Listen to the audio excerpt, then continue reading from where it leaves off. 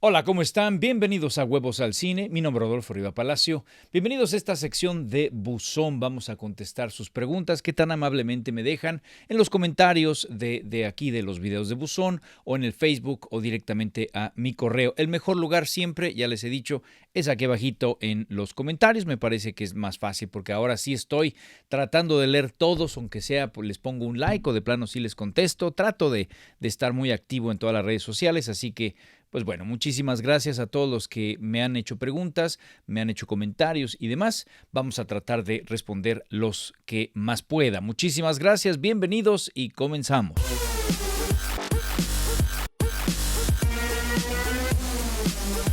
Te recuerdo que si te gusta el Texas Hold'em y quieres aprender a jugar póker de manera profesional para nivel torneo y demás, métete aquí en la liga que dice El Caballero del Póker. Mi hermano ha abierto un blog al respecto. Es muy bueno. Mi hermano gana todo el tiempo torneos, todo el tiempo está en mesas finales. Todo el tiempo está cobrando, ya inclusive tiene un ingreso muy importante mensual y creo que si te interesa profesionalizarte de esta manera, entonces ve aquí donde está la liga en la descripción, El Caballero del Póker. Vamos a empezar con sus preguntas. Andoni Meteoro, oiga usted, el señor Meteoro, un gusto. Maestrazo Rodolfo, una pregunta para el buzón. ¿Usted conoce o tiene relación laboral o personal con los tres amigos, el señor del Toro, Cuarón e Iñárritu? Sería genial verlos hablar y cambiar puntos de vista en una conferencia con usted. Yo le puedo asegurar que sus conocimientos cinematográficos lo pondrían a la par de ellos. Oiga, usted, no sé si alegrarme o sufrir con este último, con esta última porra. Me pondrían a la par de ellos, lo cual implica que, pues, no, estoy bromeando. Mira, te agradezco mucho las porras, tus comentarios. Yo respeto muchísimo y admiro muchísimo a los tres. Sí los conozco. Perdóname, miento. Al que no conozco es a Cuarón y te voy a decir en dónde los conocí. Allá en 2007, los tres estábamos, bueno, los cuatro, cinco, incluyendo a mi hermano, del Toro, Cuarón, Iñárritu, mi hermano y yo, estábamos representados por la misma agencia, CAA, Creative Artist Agency, que es sin duda la agencia de mejor representación en Hollywood. A nosotros nos representó inmediatamente después de una película de huevos y el éxito. Inmediatamente nos hablaron, nos volaron, vinimos acá a Hollywood y nos empezaron a representar. Nos mandaron algunas juntas, como por ejemplo ya he platicado aquí la de Beverly Hills, Chihuahua y demás. Por desgracia, hicimos algún par de cositas, vendimos un guión a DreamWorks, nos juntaron con George López, Salma Hayek y demás, pero por desgracia no decidimos nosotros retirarnos de CAA porque CAA es tan grande que no es el Jerry Maguire. Nosotros no estábamos en la posición de Cuarón, del Toro y Iñárritu, que son ya como muy bien posicionados, sino que nosotros requeríamos de un representante que nos vendiera a nosotros. Lo que pasaba con CAA es que nos metían juntas y si no ganábamos la junta, entonces decían, ok, pero ¿qué tal este? Y entonces ellos lo que querían era la película independientemente de qué cliente se quedara. Y nosotros queríamos un representante que nos dijera, no agarraste esa, no importa, a ver qué otra película te pongo para que agarres una película, ¿sí? Entonces cambiamos a un representante que era más personal. Bueno, por eso lo hicimos, y ya no supe si fue una decisión buena o mala. Esa es una pregunta para otra ocasión. Pero regresando al punto. En alguna ocasión nos juntaron en una fiesta que estaban conmemorando y celebrándolos a los tres. A Del Toro porque estaba nominado al Oscar con El laberinto del fauno. Cuarón estaba nominado al Oscar con Los niños del hombre. E Iñárritu estaba nominado al Oscar por Pavel. Entonces era el día que, ¿se acuerdan, no? Que estaban los tres amigos y de ahí empezó todo este rollo. En la fiesta no fue Cuarón, estaba en Inglaterra, ya ven que él vive allá. Entonces no estaba Cuarón ahí en la fiesta y no lo pudimos conocer. Pero me acerqué a Del Toro, un hombre bastante ameno. Brevemente lo felicitamos, por supuesto, nos presentamos, se rió cuando le dijimos somos los de los huevos, hicimos una película, apenas teníamos una película, los de la película de huevos y dijo, sí, qué padre, o sea, como que le sacamos una sonrisa, claramente no la había visto y hasta ahí. Y el señor Iñárritu también nos felicitó, nos dijo, qué padre, qué bueno que alguien tome la animación de México y esté tratando de igualmente traerla a Hollywood. Los dos muy buenas personas, estaban por supuesto de muy buen humor, pues era una fiesta para para ellos. Creo que un tanto abrumados por la cantidad de gente que se les acercaba y hasta ahí me llegó mi relación. Nunca he podido, de hecho nunca los he buscado y sería interesante buscarlos para entablar un mejor lazo ahora que ya tenemos 7 películas en nuestro haber y que ya tenemos series de televisión y que hemos mejorado muchísimo en nuestra animación. Creo que sería interesante relación, pero no pasa de ahí. Lo respeto muchísimo, debería de buscarlo, sobre todo del Toro, porque tengo ahí un par de ideas de terror que creo que le podrían interesar, ¿no? Entonces estaría muy padre, pero los admiro sobremanera. Richie Nava, grandioso canal maestro, muchas gracias. Una verdadera escuela de cine. Oiga, usted, muchas gracias. Mi pregunta para el buzón: ¿qué opinas del director Emir Kusturica y su película más conocida, Underground, que ganó la Palma de Oro en Cannes? ¿Cuál es la tesis de esta película?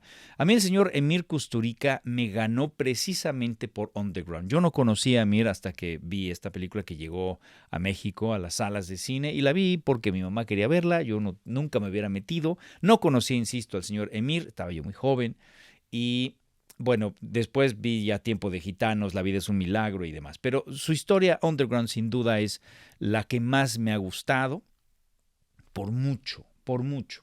Es una película que maneja varios tonos. Por un lado es una comedia, pero por otro lado es un drama muy profundo. Está situada a lo largo de varias épocas, en concreto 3. Primero en la Segunda Guerra Mundial, cuando Yugoslavia pues entró también a la Guerra Mundial. Hay una segunda etapa en los 60s, cuando Yugoslavia se abrió al oeste, y una última en los 90s, a principios de los 90s, cuando desaparece Yugoslavia, ¿sí? Que claro, Emir Kusturica la hizo antes de la ruptura de Yugoslavia, pero claramente la veía venir, ¿no? Y la historia, brevemente, según la recuerdo, son 2 amigos que pues viven a lo largo de estas décadas juntos, y de repente cuando llega la guerra mundial, pues ellos se meten a este underground, a este subterráneo donde generan armas para la guerra, y cuando termina la guerra, uno de ellos en particular decide mantener a todo el grupo engañado, diciéndoles que sigue la guerra porque le representa un buen negocio y demás. Después los amigos además compiten por una mujer, se van separando, uno se va volviendo bastante loco, etcétera. Y creo que en general la tesis de la película es una analogía, una metáfora de lo que le pasó a Yugoslavia. Esta ruptura y cómo algunos no aceptaron los cambios, no aceptaron las transformaciones y preferían vivir en este underground, engañados, poniéndose una venda en los ojos para seguir en una época que ya no era más, que ya no era pertinente. Creo que es una gran metáfora de eso, y bueno, si recordarás esa escena en donde ellos están en este pedazo de tierra flotando, siguiendo con su fiesta, que además es extraordinaria esta banda. Siempre que he tenido esa escena de la banda que te sigue a todos lados, a todo volumen, de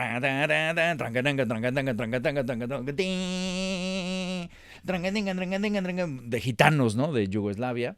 Me encanta esa escena, ese estruendo, ese ruido con el que van estos personajes para todos lados, en donde ellos de jóvenes pues ahí brillaban, tenían una vida muy controlada, les gustaba, estaban en una situación de poder hasta cierto punto, estaban felices y no supieron evolucionar con el tiempo. Y entonces esa banda se fue apagando, se fue muriendo, y termina él dando vueltas alrededor de una silla en una estatua de Yugoslavia, ¿se acuerdan?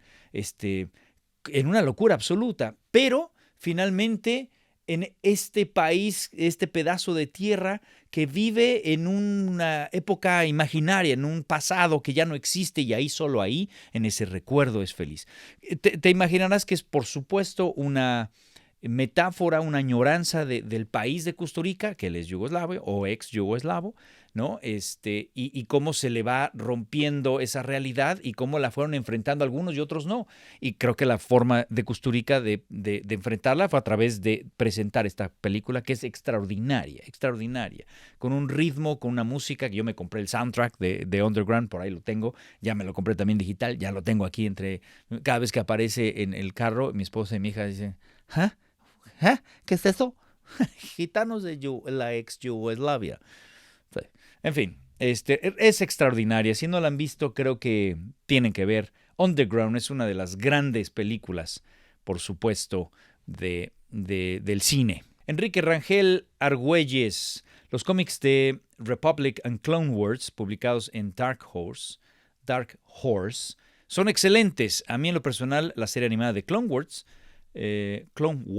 no Clone Wars, son las palabras clones, no, Clone Wars, no me gustó porque en los cómics ya se había explorado maravillosamente esa época en la galaxia lejana. Bueno, pero tienes que pensar que la mayoría no ha visto ni leído los cómics, entre ellos yo. Yo no he leído ninguno de los cómics de Clone Wars.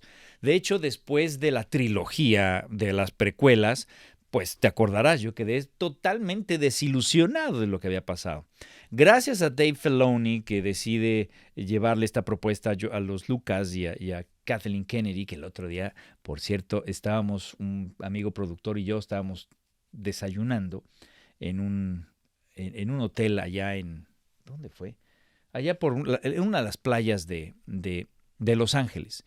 Y me invitó a un desayuno, llegamos y demás, y ahí estábamos, y de repente me dice, ahí está Kathleen Kennedy. Y yo, ¿en serio? Y volteamos y la vimos, y ahí venía con una amiga saliendo, y dijimos, es Kathleen Kennedy, ¿qué hacemos? Vamos a irnos así como súper fans de Star Wars, y dice, hola, por favor, déjame tomarme una foto. Sí, por favor, estoy con Kathleen Kennedy. Bueno, eso pasó. Pero bueno, yo no leí los cómics. Soy un estúpido, perdón. Yo no leí los cómics y en consecuencia, cuando salió la serie de Clone Wars, no la quise ver, no me interesó. Dije, más de eso, de esos personajes, no me interesan. Poco a poco me fueron llegando comentarios, oye, está muy buena, y empecé a ver Clone Wars. Y Clone Wars me hizo revalorar las precuelas. Es lo que hace Disney, hace unas cosas espantosas y luego saca 27 series de Star Wars para que medio que te gusten, para como compensar las carencias, ¿no? Por ejemplo, el desarrollo del personaje de Anakin era terrible, y en esta serie de Clone Wars está bastante bien, ¿no? ¿Qué pasó con Boba Fett? Todo eso está en la serie de Clone Wars, está muy bien. Y por supuesto villanos como Cad Bane, etcétera, que empiezan a surgir ahí, Ahsoka Tano empieza a surgir ahí, etcétera, y que después han retomado las series de live action. En fin, entonces a mí me gustó mucho Clone Wars, me pareció excesiva, me pareció que 7 temporadas y sobre todo las primeras, 20 y tantos mil capítulos, además fuera de orden, de repente era muy complicado seguir, parecían como episodios así totalmente no unidos. Después cuando encontré el orden correcto en el que tienes que ver Clone Wars, yo te sugiero que busques. Si vas a ver Clone Wars, primero busca cuál es el orden para ver Clone Wars, porque empiezas con la temporada 5, capítulo 1, después te vas a la 1, luego a la 3, y así te vas, para que más o menos tenga una cierta coherencia después de el episodio 2. Primero tienes que ver la serie 2D de Clone Wars, justo saliendo de la segunda película, del señor Genndy Tartakovsky, pero no toda, sino hasta que Anakin ya tiene una cicatriz. Ahí la paras y entonces entras a Clone Wars CGI, que es la que te digo que es un desastre. Tienes que ver el orden para ver todo. Terminas eso y regresas a la de Genndy Tartakovsky 2D para terminar, porque esa inmediatamente continúa y entra a la revancha del Sith. Y entonces cuando llegas a la revancha del Sith, después de ver todo esto, pues ya tienen otro peso los personajes, están mejor desarrollados. En fin, me pareció, insisto, excesiva, un poco enredada, complicada, a veces repetitiva, porque decía, bueno, este capítulo ya sé en qué va a acabar, ¿no? A veces infantilona, ¿no? De repente el tono era bastante bobalicón, a veces poco interesante, de repente tenemos capítulos en donde seguimos a R2-D2 y queremos hacer héroe a R2-D2 y entonces se va a un planeta de alienígenas a hacer el no sé qué y digo, qué aburrido capítulo. Es así, inconstantón, pero bueno, coincido en ese sentido, en que se había explorado ya en los cómics y que a lo mejor los cómics no tienen este exceso que sí tuvo Clone Wars, pero a mí sí me gustó de Clone Wars. Después de eso hay que ver Rebels. Bueno, no, después de eso ya regresan las películas. Rogue One, el episodio 4, 5, 6. Rebels está por ahí, ¿sí? Porque si no, es un desastre. Y ahora que viene ya la serie de Obi-Wan, van a salir estos inquisidores, y los inquisidores aparecen en Rebels. Bueno, desde el mismo Mandalorian, ¿te acuerdas? el Darksaber, la otra chica que también es de Mandalore, en fin, que Obi-Wan se enamora, y una cantidad de cosas que tienes que ver, hay que verlas. Rebels y Clone Wars son indispensables para entender el canon de Star Wars. Supongo que también las novelas y los cómics, pero ahí sí ya me piden demasiado tiempo. Eric A. Landa. Buenas tardes, maestro. ¿Qué piensa usted del cine de Arturo Ripstein y de Paz Alicia García Diego? Bueno, Paz Alicia es su esposa. Me parece que Paz Alicia es una gran guionista. Ella tiene una gran musicalidad para el diálogo y es una chica que adapta muy bien las obras literarias. En consecuencia, es una gran mancuerna. A ver, el cine de Ripstein es un cine complicado. Es un cine oscuro, es un cine desesperanzado. Él dice que filma a partir del rencor, que filma por odio, por venganza. ¿Venganza de qué? De un México que presenta una realidad desastrosa, espantosa, con personajes desesperanzados a punto de caer al abismo. Y siempre es así, es un cine afligido, es un cine triste, con personajes ingenuos cuya realidad oscura los rebasa y por lo general los hunde. Arturo Ripstein viene de grandes maestros, entre ellos Buñuel, ¿no? Él creció en el mundo del cine y tiene una visión oscura de la realidad, no lo negaremos. Y sin embargo, sus tesis son interesantes. Oye, hay que prepararse para ver una película de Ripstein porque no vas a encontrar lo típico que ahora encuentras, ¿no? Un cine esperanzador, un cine que de repente tiene finales bonitos, felices y demás. Ese cine al señor Ripstein le aburre. Poderosamente, ¿no? Le aburre. El cine de Ripstein, insisto, es así, desastroso, es un cine que es siempre en un mundo inquieto, afligido. Y creo, mira, no he visto mucho, debo confesarte, yo he visto El Castillo de la Pureza, esta en donde el grandísimo Claudio Brook, ustedes igual y ya no saben quién era Claudio Brook, el hombre de la mancha con Claudio Brook, en fin, el gran Claudio Brook en El Castillo de la Pureza encarcela o encierra a su propia familia por décadas, hablándoles o engañándoles que afuera hay una realidad terrible y que la única forma de protegerlos es que no salgan. Y por supuesto los hijos van creciendo y van obviamente descubriendo toda esta falsedad. El imperio de la fortuna, donde los personajes son ingenuos, son extraños y pues también la realidad los supera, los destroza. Tiene cierto humor negro, una sexualidad muy oscura en El Imperio de la Fortuna. También vi Profundo Carmesí, el amor que desemboca en la muerte, ¿no? Es una especie de Bonnie and Clyde a la mexicana, basado además en una historia real, lo cual es terrible. Y también vi El Evangelio de las Maravillas, en donde, pues, cuestiona hasta dónde está bien la religión, hasta dónde estas sectas, llámale como quieras, estas sectas cristianas o no, tienen una penetración muy fuerte en su comunidad y en consecuencia una manipulación que lleva a alterar la realidad, ¿no? Entonces, bueno, cuestiona esa parte. Entonces, los temas de Ripstein son ensayos muy fuertes, son ensayos muy crudos, en donde pone un espejo de México en distintas facetas, ¿no? Desde los ranchos hasta los credos y demás, las familias adineradas y demás, pero siempre un espejo desde una perspectiva cruda. Sus personajes, la mayoría están en el bajo mundo, matones, prostitutas, ladrones, etc. Y pareciera que la tesis en general es: no vas a poder escapar de este México violento, y él quiere vengarse de ese mismo México. Habla de una personalidad así. Yo tuve la oportunidad de conocerlo, platicar con él un par de horas en 2 ocasiones. Y bueno, sí, la impresión que me da es un hombre duro, ¿no? Y bueno, algún día les platicaré con más tiempo cuál fue mi experiencia, ¿no?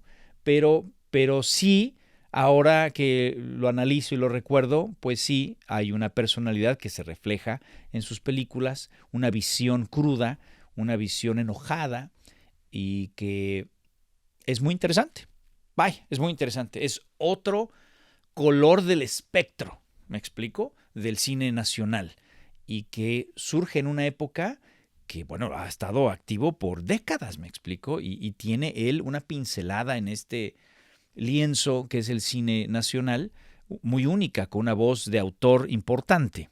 Ya después tú sabrás si te gusta o no ver ese tipo de cine, ¿me explico? A mí me parece interesante, me parece con tesis pues que hay que analizar, ¿no? Que hay que considerar.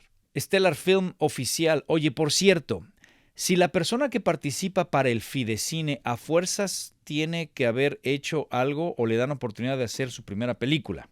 El Fidecine pues ya no existe, pero hay apoyos gubernamentales. Hay apoyos para todo. Hay apoyos para cortos, hay apoyos para que tú puedas hacer tu primer guión, apoyos para el desarrollo de la película, es decir, que puedas levantar tu scouting, tu cast, una especie de presupuesto, un plan de trabajo, plan de rodaje, etcétera, y que puedas entonces armar tu carpeta para ir a buscar financiamiento. Pero te cuesta dinero, por ejemplo, pagarle al primer asistente para que haga el plan de trabajo, el break del guión, que junto con un productor que tienes que pagarle, a menos que tú seas el productor, que haga el presupuesto, pagarle al scouter para que te traiga locaciones, pagarle a la directora o director de casting para que te traiga un reparto, una serie de gastos que obviamente vas a necesitar dinero y eso es el desarrollo.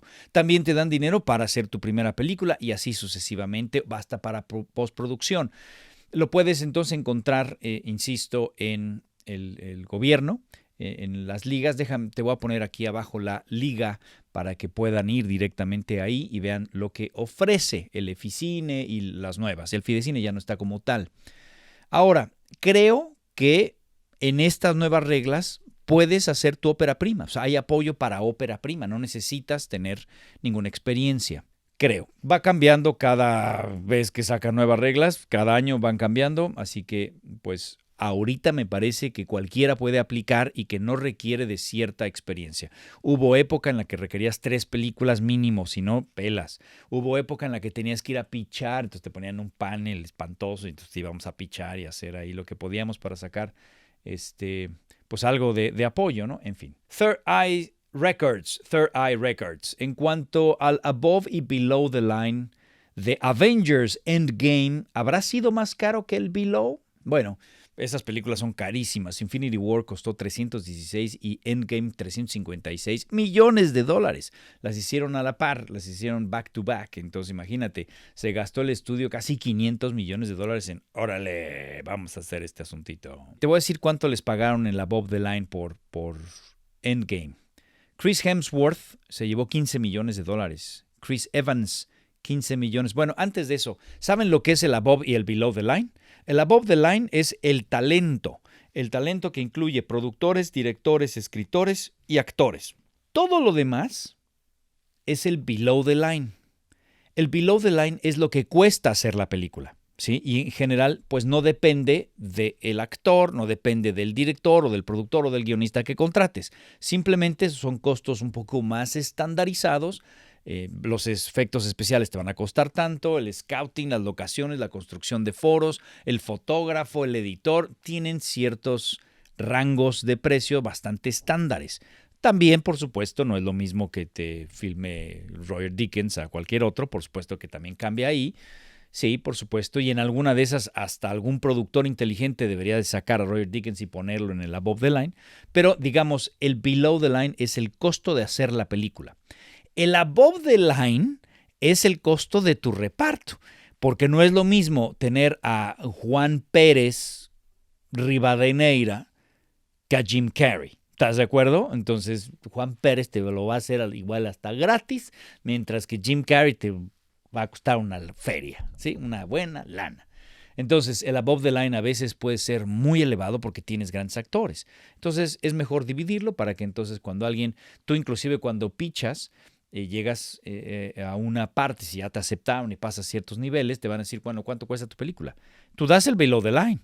Tú dices, cuesta tantos millones Below the Line. Es decir, ya sabes cuánto te va a costar. ¿De qué va a depender el costo total de la película? Pues del Above the Line.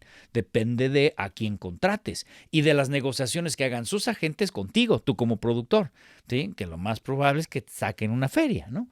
Y entonces, bueno, ya sabes, tienes un Above the Line, ¿no? Te terminas con ese presupuesto y vas con el estudio y dices, esto es lo que logré. Y entonces te dicen sí o no. O ve y negocia o lo que sea. Y por eso hay veces que los actores no entran a las películas, ¿no? Que escuchas, por ejemplo, o que salen de las franquicias, como de Iron Man 1 a Iron Man 2, cambió el personaje que hacía War Machine y entró John, ¿cómo se llama? Don Cheadle. Don Cheadle entró a ser el personaje porque el anterior, que también se me escapa su nombre, quería más dinero y no llegaron a las negociaciones, entonces sale y entonces cambian y entra Don Cheadle a ser este personaje porque la Above the Line fue compensado bien, o sea, sí llegaron a un acuerdo con él, ¿sí?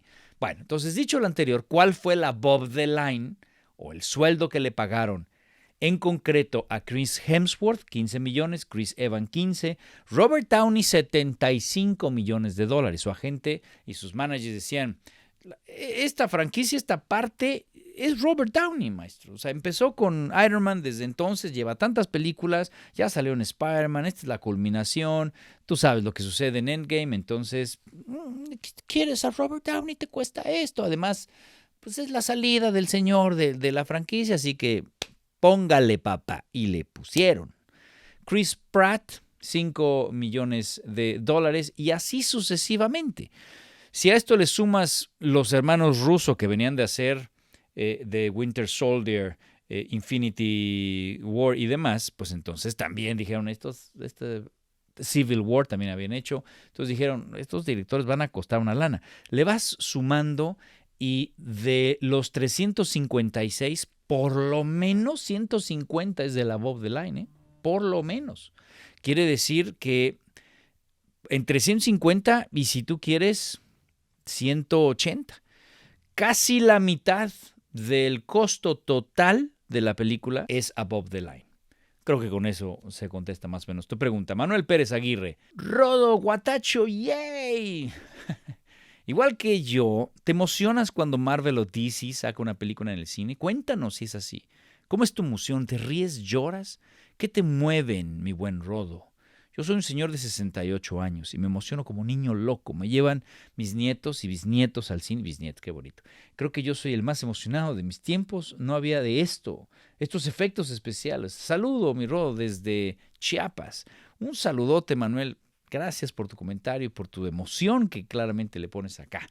Debo decirte que sí, yo coincido, pues los superhéroes con los que yo crecí eran una chafada. Ya les he platicado de mi Spider-Man, esa serie de televisión y luego hicieron películas que fueron terribles.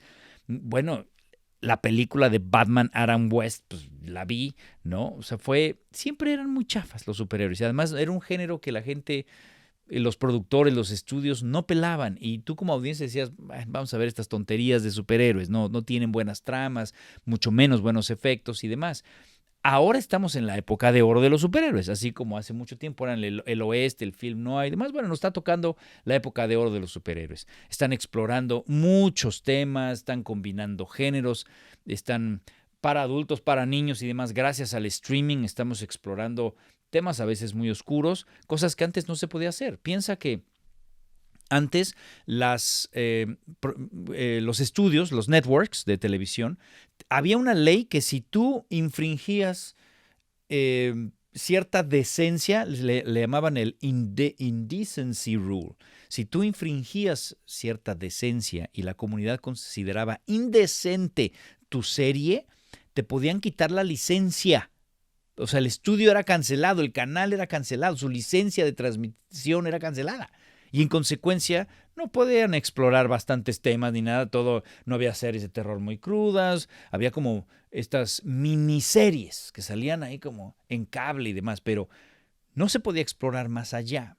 Es cuando llega el cable y ahora el streaming que pues hay mucha valentía y estamos explorando de todos. Entonces, yo crecí, como todos, con superhéroes, leyendo cómics y en concreto DC. Batman y Superman eran mis superhéroes. Después la Liga de la Justicia con las caricaturas, ¿se acuerdan del Salón de la Justicia? Oiga usted, era fantástico y ahí entonces conocí a Linterna Verde, Flash, la Mujer Maravilla, el Hombre Halcón, todos ellos eran los que me gustaban. Las caricaturas de Marvel eran terribles, no se movían. El Iron Man no se movía, Thor no se movían, eran unas cosas horribles y entonces no me gustaban. Entonces me alejé de Marvel y ahora de adulto, cuando empiezo a conocer las películas, digo, qué maravilla. Y he empezado a leer algunos cómics, en realidad no muchos, algunas novelas gráficas por ahí que me he encontrado, pero me he enamorado profundamente de absolutamente todos los superhéroes, Marvel y DC, y me doy cuenta que gozo muchísimo las películas de superhéroes, que de hecho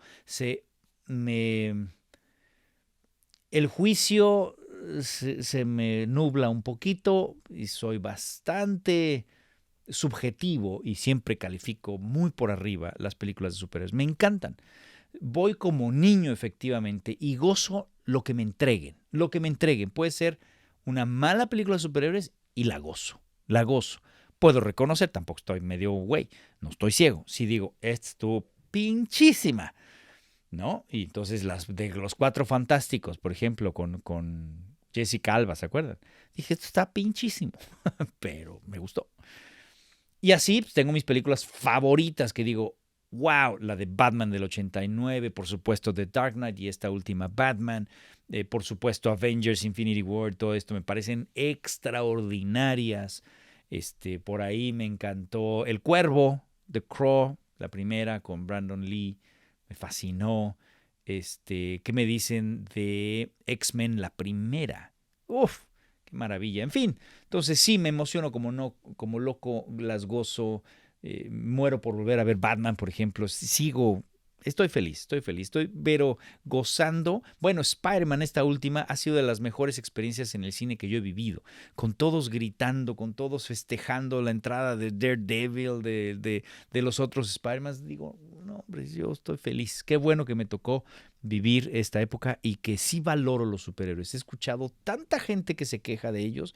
He leído todos los comentarios de Batman y hay algunos que de verdad odiaron. Hay uno que le puso 1 de 10 a la película. Porque es una porquería, la historia no funciona. Y digo, wow, ¿a través de qué filtro estamos viendo? Porque no me parece, ¿me explico? Puede ser que no te haya gustado, pero la película no es para ponerle 1, me parece. Respeto lo que cada quien quiera hacer, pero me parece que pues, es un poco duro. Evans, maestro, ¿qué opina del cine de Kaufman? Como por ejemplo El eterno resplandor de una mente sin recuerdos, siendo John Malkovich, Anomalisa, Adaptación, I'm Thinking of Ending Things, Synecdoche, Nueva York, en fin, un cine interesante. Hay que hacer una aclaración. Unas de estas películas no las dirigió, nada más las escribió. Por ejemplo, Adaptation la dirigió Spike Jonze, siendo John Malkovich una de las que todo el mundo dice, es que la de Kaufman, pues sí, pero la dirigió Spike Jonze. El eterno resplandor la dirigió Michael Gondry. Pero bueno, es un guión de Kaufman. Pasa un poquito como en Star Wars, que todo el mundo cree que la primera trilogía la dirigió George Lucas y no es cierto. Nada más dirigió Star Wars. Las otras dos son otros dos directores. Pero como es su idea, él es el escritor, pues se le atribuyen. Mira, el cine de Kaufman me parece muy interesante, tremendamente interesante. Me encanta que en cada esquina, en cada puerta, hay un laberinto. Abre una puerta y se complica más. En lugar de encontrar la salida, se va enredando y enredando. Se abren cada vez más enigmas. Es interesante que sus personajes siempre están atrapados en su propia mente. Su peor enemigo es su propia mente. Mejor ejemplo que el de John Malkovich, ¿no? Que en donde el personaje encuentra una puerta que al final de un tobogán desemboca en la psique de John Malkovich y ve como si estuviera dentro del cuerpo de John Malkovich, vive la experiencia siendo John Malkovich. Y entonces luego John Malkovich se entera de lo que está haciendo y va y se mete a su propia puerta y al final del tobogán entra a una locura, insisto, abre otra puerta y entran más enigmas y es una de las mejores escenas que yo he visto en el cine. Tiende a ser muy cargado de simbolismo el cine del señor Kaufman. Hay que entenderlo a veces como películas metafóricas, porque si no, no entran dentro de las reglas de la realidad cotidiana. Siempre está todo al filo del caos. Hay tonos de comedia que de repente brincan de la comedia al drama, al thriller, y regresan a la comedia. Es muy interesante, es muy único, pero también, así como con el señor Arturo Ripstein, hay que estar preparado para lo que vas a ver. Si no, no le vas a entender y te va a desilusionar, va a ser un golpe de ¿qué es esto? ¿Qué estoy viendo? Es difícil, a veces le encanta regodearse en diálogos, regodearse en este absurdo, en este abstracto que él presenta, pero te evoca imágenes, te obliga a ti como espectador a hacer mucho trabajo. ¿Qué está queriéndome decir? ¿Cuál es la metáfora? ¿Cuál es el ensayo que me está queriendo decir? Y quizá no vas a encontrar exactamente qué es lo que te quiere decir, pero sí abre la puerta a una introspección tuya. Esto lo platico mucho en mi curso de Aprendiendo a ver cine, lo que le llamo la dialéctica del cine. Por un lado está lo que te quiso decir el autor y por otro lado lo que tú interpretas. A veces el autor en entrevistas lo da, lo dice, pero por ejemplo el señor David Lynch, uno de los más crípticos cineastas de la historia, nunca te dice qué rayos quiso decir con su rompecabezas y su onirismo y su realismo. Nunca, ¿sí? A veces el señor Kaufman tampoco.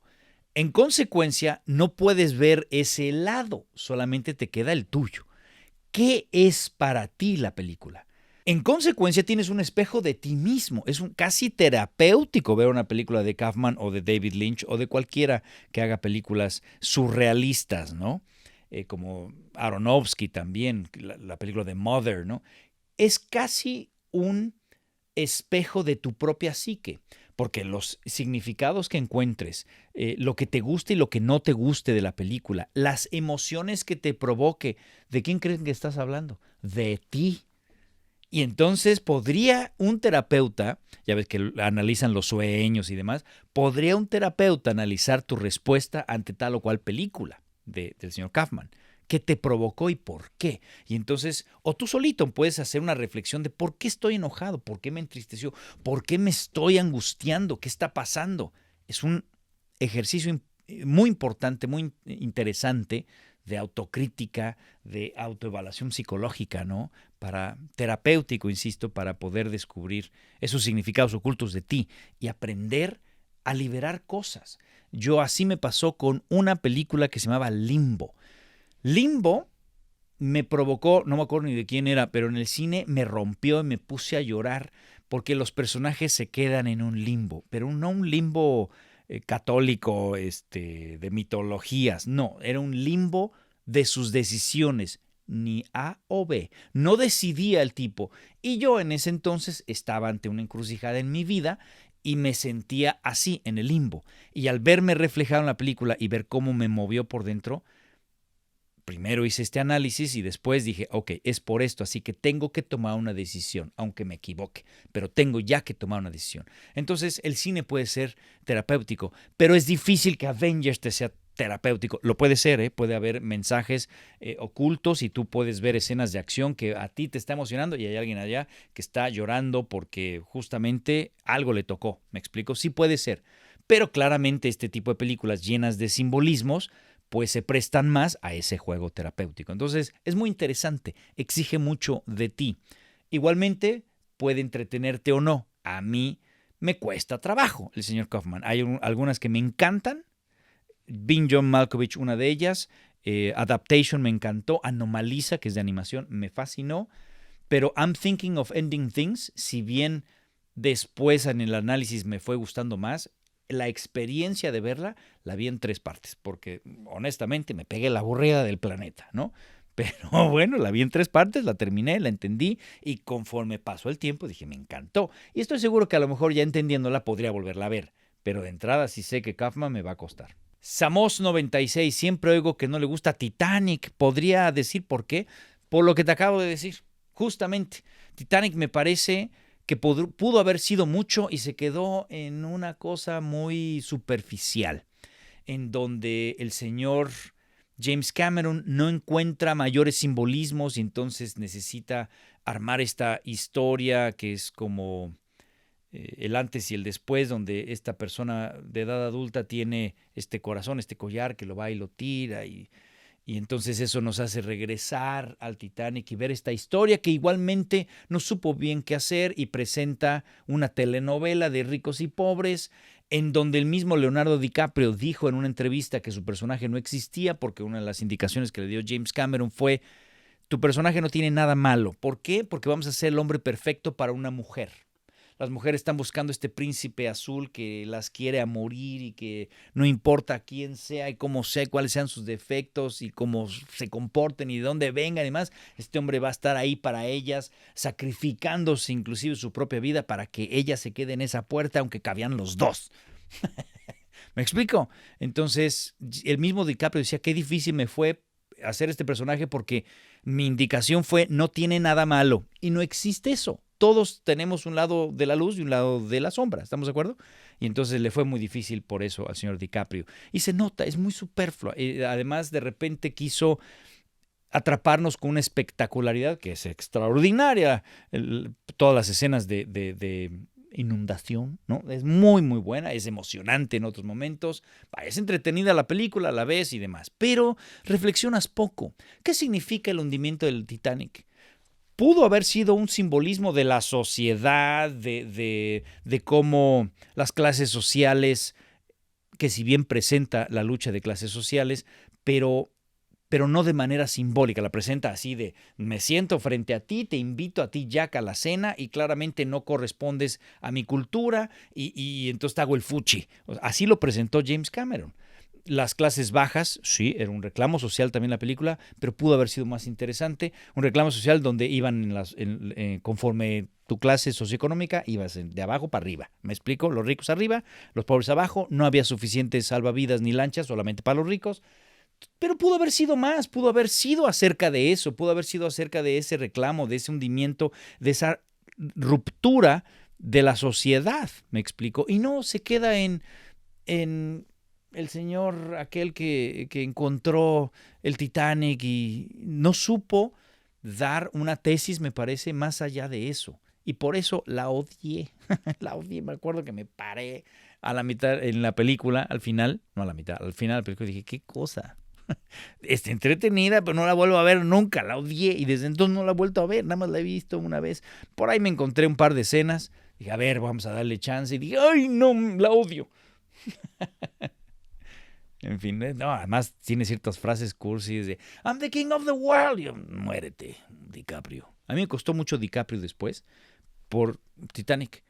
Ahí es donde yo lo conocí. Después ya vi la de Gilbert Grape y después, por supuesto, reconozco el gran actor que es, ¿no? Y The Wolf of Wall Street, todo lo que ha hecho con Scorsese también, La isla aquella, etcétera.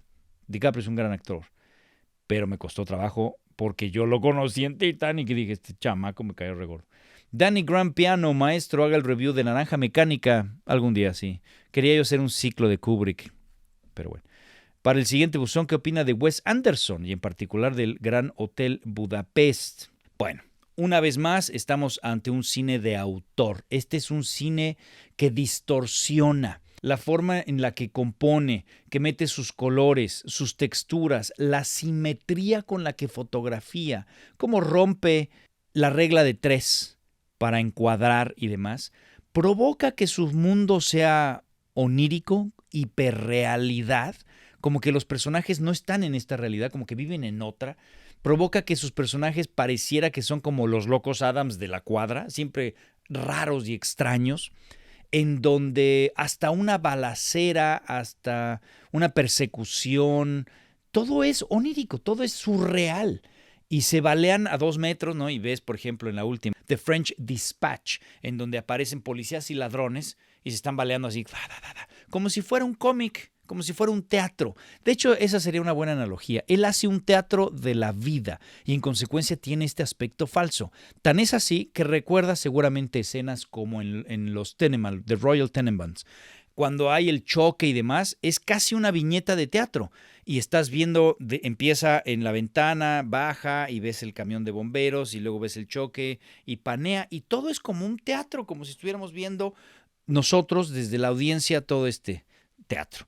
Después, ¿qué me dices de Vida Acuática? Que se ve todo el submarino y vas viendo dónde están todos colocados y literalmente es un escenario de teatro. Esto me da el Hotel Budapest, que también es una especie de maqueta. Te da una idea de falsedad. En concreto, los personajes son entre cómicos, dramáticos. Es muy surreal. Está en el mundo Wes Anderson. Su estética es única, es grandiosa, a mí me gusta muchísimo, pero también es incómoda. Nosotros ya estamos acostumbrados, quizá por la historia del cine, ya estamos acostumbrados a un tipo de narrativa donde se encuadran los personajes, que tanto hay, por ejemplo, aquí estoy en este tercio, y entonces tengo este espacio para hablar de este lado y el otro va a estar encuadrado de aquí, y entonces tengo este espacio. Pero Anderson los encuadra así, al centro, siempre simétrico, y además pone dos, en lugar de que aquí, por ejemplo, tengo este cuadro, tengo el Stormtrooper y acá tengo esta lámpara. No, él pondría dos lámparas para que se cree una simetría y en consecuencia la sensación de inestabilidad. Los personajes son muy caricaturas, tienen muchos maquillajes exagerados, se comportan de manera exagerada, son fotografiados además de manera exagerada con grandes angulares, entonces les deforma el rostro, unos bigotes siempre exagerados, insisto, todo así. Casi él prefiere la forma al fondo. A veces sus tramas son simplonas y es forma sobre fondo. A él le gusta mucho que te fijes en su estilo para que veas su teatro, sus pinturas, este estilo visual falso que te da un surrealismo, un onirismo. Otro más que hay que prepararse para ver una película de él. A veces es un cine aburrido, como la última de French Dispatch, a la cual yo dije que es quizás su peor película. A reserva del cortometraje, son 3 cortometrajes unidos por una revista, el de Benicio del Toro, ese me encantó, y Tilda Swinton, pero todos los demás me parecieron aburridos. El de Timothée Chalamet, yo decía, ¿y esto a dónde va? ¿Cuál es tu taste? ¿Qué quieres decir? Hay mucho que sacarle, por supuesto, siempre. Estas viñetas, siempre hay casi un reclamo a la realidad, como que no quisiera vivir él en la realidad y quiere meterse a sus mundos, al mundo Anderson, donde todo es color y es falso y demás, y todo es relaciones artificiosas, nadie sonríe, no se dicen un te amo, no hay realmente contacto entre los personajes. Vaya, está diciendo cosas, es un cine de autor y es, una vez más, otra pincelada en este gran cuadro, ¿no?, de lo que es el cine internacional. El Hotel Budapest en particular me gusta mucho por el manejo de la estética, sus colores, sus épocas. Ahí tiene bastante cambio hasta de lentes. Bueno, hasta estilo de película. Creo que está filmado 1.66, 1.85 y panorámico. O sea, creo que va cambiando inclusive hasta el estilo de piataje de película que utilizó. Entonces, sí, está padre, pero no es para mí su mejor película. Su mejor película es, sin duda, para mí, The Royal Tenenbaums. Esa me encanta y la puedo ver 20 veces. El Hotel Budapest la vi 2 y dije, ya, suficiente. Víctor Romero, qué lástima que apoye al monopolio del cine mexicano. Claro, están sus amigos. ¿Y por qué no piden préstamos para hacer películas como en Estados Unidos lo hace? Víctor, no entendí cómo está eso de que yo apoyo el monopolio del cine mexicano. Ahí están mis amigos, conozco algunos y bueno, quizá si te refieres a que no los critico, a que prefiero no echarles, pues sí, ya lo he explicado muchas veces. Ya he explicado por qué no critico, si a eso te refieres a que yo estoy apoyando el monopolio, por ejemplo, creo que dije que estaba mal que Fidecine cerrara porque el cine mexicano necesita todavía de subsidio porque no tenemos suficiente. Pues decido no hacer críticas porque ¿qué gano yo con quitarle audiencia a una película mexicana cuando el cine nacional está mal? Si no me gusta, no sé, la boda de Valentina, ¿no?, que ya ni me acuerdo la película, no estoy atacando a la boda de Valentina, simplemente estoy poniendo de ejemplo. Pero si no me gusta tal o cual película, ¿para qué gano yo en decir esta es una cochinada? Para que entonces muchos de ustedes, que nuestro público es el mexicano, el público de este canal, el mexicano en su mayoría, no vaya a verla. ¿Qué gano yo? ¿Qué gano likes? No me parece, no me parece que no. Y es una forma, le estoy haciendo bien al cine nacional al no apoyar el monopolio porque salen esas películas comerciales. No es mi visión, me explico, no es mi visión. De hecho, cuando una película en particular mexicana me gusta mucho, siempre me has escuchado aquí hablando maravillas porque quiero inclusive ayudar. Quizá si no hablo de la película nacional, es mi forma de tener un respetuoso silencio ante algo que no me gustó, porque tengo el derecho que no me guste, ¿estás de acuerdo? Nada más. Pero bueno, eso esto del monopolio y demás, no entiendo bien de dónde viene ese comentario. Pero bueno, Ernesto Quesada, jajaja. Ahora resulta que el cine nacional no ha crecido porque quitaron el Fidecine, justificando las basuras que se hacen con esa lana. Pues mejor no, maestro, que se gaste ese dinero en cosa de provecho. Respeto las opiniones de todos, pero vuelvo a lo mismo. Si tú ves el cine norteamericano, hay un muy buen cine comercial que sostiene la industria y de repente sale el cine independiente que encuentra a su público gracias ahora también a los sistemas de streaming. Hay mucho más cine independiente que explora. Andy Kaufman, el señor Kaufman, iba a decir Andy Kaufman, Charlie Kaufman, no podría hacer sus películas si no hubiera una estructura, una industria que mantiene el cine, que mantiene a los estudios, a las casas productoras, a los distribuidores y demás. No se puede. Es gracias a esta barra de películas comerciales que generan un negocio en el cine y entonces permiten que de repente se exploren otro tipo de películas. Si todo fuera así, quizá no tendríamos el mismo éxito y no tendrían público y no habría negocio, no hay quien te financie una película de este estilo independiente. Entonces sí creo que el momento que desaparece Fidecine, pues se pierde un apoyo importante.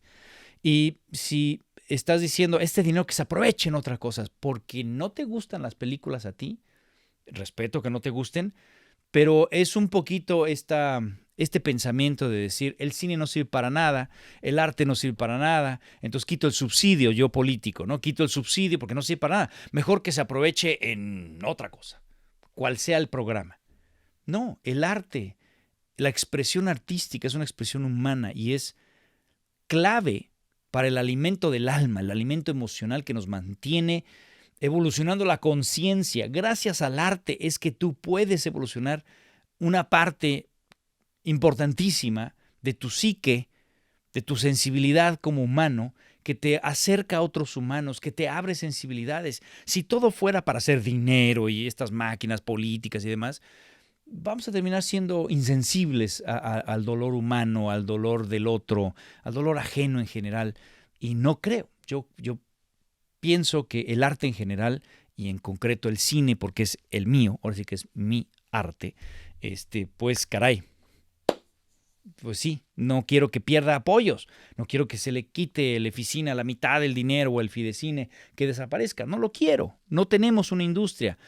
El por qué no tenemos una industria es otro tema. Oye, que Hollywood, la MPAA, la Motion Picture Association of America, ha impedido que el cine nacional crezca hasta cierto punto, controlan la distribución en México, más bien la exhibición en México, sí, que no permiten más de cierto porcentaje de película nacional en salas también, que hemos crecido viendo el cine de Hollywood y en consecuencia, pues el cine de Hollywood tiene una maquinaria de mucho dinero y entonces estamos acostumbrados a esos presupuestos y cuando vemos algo que no le llega por presupuestos ya no nos gusta y no contextualizamos, etcétera. Eso es otro tema, ¿sí?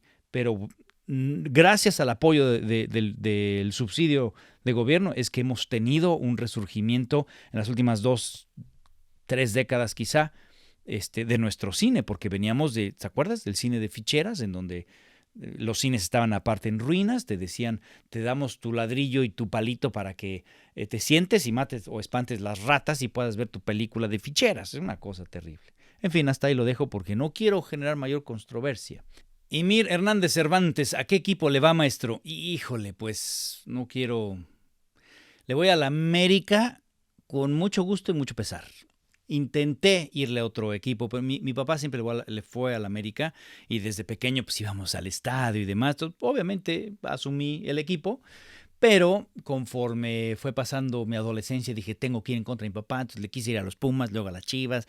Me fui, luego me mudé a Querétaro y entonces le fui al Querétaro un ratito, en fin, pero a final de cuentas me di cuenta que siempre le he ido a la América y que siempre quiero que gane la América y demás. Sorry. Leronimus, ¿y por qué no explotan los Óscares como los Globos de Oro? Yo creo que explote todo en un apocalipsis zombie de críticos dinosaurios. Hay gente que solamente quiere ver el mundo arder. Pues a mí me gustan mucho los Óscares. Entiendo que tienen sus fallas y los Globos de Oro, bueno, ni se diga. Tienen sus fallas, pero la verdad es que me gustan mucho. Y pues nada, me gusta la ceremonia y demás y bueno, nada. Algunas películas nostálgicas. ¿Para cuándo la secuela de Marcianos contra Mexicanos? Mira, estaba pensada una trilogía, pero no le fue bien en taquilla y en consecuencia, porque era un tono mucho más irreverente y demás, no le fue bien y en consecuencia, pues ahí se quedó. ¿Me explico? A lo mejor si logramos venderla ahora para los temas de streaming, puede ser que venga, porque tenemos la trilogía pensada y hasta una serie de televisión, pero pues ahorita por lo pronto no hay nada. Mariana Gutiérrez, ¿es usted familiar de Raimundo Rivapalacio? Sí, no lo conozco, pero somos familiares. De hecho, tenemos un correo muy similar y a veces me llegan cosas de él, ¿no? El mío es con .com nada más y el punto es igualito, el de él es igualito, pero con .mx, entonces a veces me llegan cosas que digo, ¿what? Gamaliel Horseman, me gustaría saber, ya que hablaste en el buzón reciente, de que gente que no es cineasta influye en el proceso creativo de los directores. Oh, sí. La pregunta es, ¿qué directores que tú sepas tenían total libertad creativa de su obra? Muy bien, con esta vamos a terminar el buzón de hoy. A ver, hay dos tipos de cine. El cine de independiente, digamos, el cine, o dos estilos de hacer cine, mejor. El estilo de cine independiente y el estilo de estudio. El estudio, digo, el cine independiente, pues bueno, tú lo financias como puedes y obviamente vas a tener el control creativo. Ahora, eso no significa que la puedas vender. Tú vas a los festivales de cine y está lleno de películas que no tienen distribución, que las lograron sacar de manera independiente, pero no encuentran cómo ponerla en los cines. Porque a la hora que la ve la gente dicen, no, está muy rara, muy independiente, no me sirve. A final de cuentas, el cine es un negocio también. Si tú quieres hacer algo muy personal, muy de autor, bueno, tienes que correr el riesgo que a lo mejor no encuentra la luz y no va a tener distribución. Pero por otro lado, insisto, está el cine de estudio, que es un cine más comercial, es un cine de negocio. Ahí sí lo que están buscando es que esto funcione. Y aquí te diría que más que nunca el cine es colaboración. Siempre lo es. Aún en el independiente tienes que colaborar con tu crew, transmitir tus ideas al fotógrafo, al diseñador de producción, a todos, a tus actores, para que más o menos tu visión sea permeada y de hecho sea mucho más fructífera esa relación creativa, sea incrementada tu visión con la de ellos. Es colaboración. Pero acá, acá entran productores, exhibidores, distribuidores, todos te van diciendo, tu guión pasa por N número de manos. Tenemos una película por ahí que está en un estudio. Llevamos años tratando de poner todo mundo de acuerdo. Hay que hacerla como de político, en donde tienes que aceptar una serie de opiniones de productores, exhibidores, el jefe del estudio y demás, sin perder tu visión, ¿sí? Eso es muy difícil, porque es un negocio. En consecuencia, ¿quién tiene en la parte de estudio, corte final y eso? Pues quizá los grandes directores. Matt Reeves ahora en Batman, él dice que él hizo la película que quiso. Sí, que le salió de 4 horas el corte original, pero que él la bajó a 3, entendiendo por qué se tenía que bajar a 3, y que le gusta más la de 3, que no va a haber corte del director, al menos no ahorita, ¿no? Porque esa es su película, es la que él quiere hacer. Lo mismo lo dijo Giuseppe Tornatore cuando hizo aquella de Cinema Paradiso, etc. Pero, por ejemplo, Spielberg pues va a hacer lo que quiera. Todos esos grandes directores. Pero aún el mismo Ridley Scott de repente tiene que ponerse a platicar. Pues más, el mismo Matt Reeves. ¿Tú crees que no hubiera querido hacer algo más duro, más crudo, más con mucha sangre, con más F-bombs por todos lados? Claro. Pero el estudio le dice, tú me la haces R y esto no sale. Así que tiene que ser PG-13. Tus tomas, no puedes ponerme sangre, no puedes ponerme ensangrentados. Cuida tu sexualidad, cuida todo eso, porque si no, no. Entonces tiene que colaborar con todos. Aún los que tienen mucho control como Matt Reeves en esta película, o el mismo Spielberg, o quien sea, me explico, de estos grandes directores tienen que colaborar. O lo que hace Woody Allen, que ha encontrado una audiencia pequeña, independientemente de su vida personal, ha encontrado una audiencia pequeña que siempre lo sigue, y él hace la película que se le pega la gana como se le pega la gana, y no se pasa de cierto presupuesto porque sabe que esa audiencia le va a mantener ahí esa máquina. Quizá Clint Eastwood también anda en eso, ¿sí? Pero, insisto, eso está en el independiente, en la parte de estudio es colaboración. Por cierto, si no viste alguna de tus preguntas y te dije, ya viene, bueno, sí viene en este compilado, pero por lo que veo me estoy tardando mucho más. Entonces, si no viene en este, vendrá en el siguiente. Muchísimas gracias. Si les gustó el video, por favor, denle like, suscríbase al canal. Soy Rodolfo Rivapalacio y nos vemos la próxima.